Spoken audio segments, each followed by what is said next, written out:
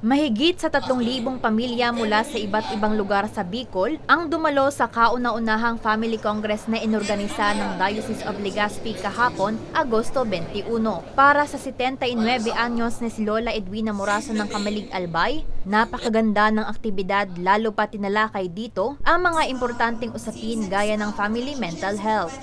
And I am so impressed with the speakers. Very informative sila. And the topics are very timely because that is what we need now. Our society is really sick, very sick in terms of moral values. I'm sorry to say it, but that's my observation, especially the young generation.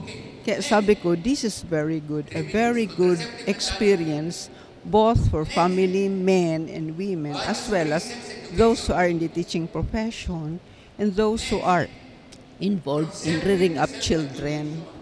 Hindi naman pinalagpas ni Nanay Rowena Colliantes, ang head ng Commission of Family and Life ng St. John the Baptist Church sa Tabaco City, ang pagkakataon na makalahok sa ganitong pagtitipon. Maibabahagi niya daw kasi ang kanyang mga natutunan sa ginanap na aktibidad sa kanilang mga gagawing pre- at post-seminar para sa mga magpapakasal.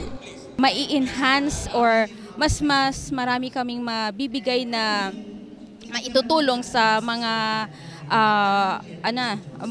magiging mag-asawa na matulungan tungkol sa human sexuality, yung the essence ng marriage, yung importance ng marriage, and yung maano natin yung sa abortion, yung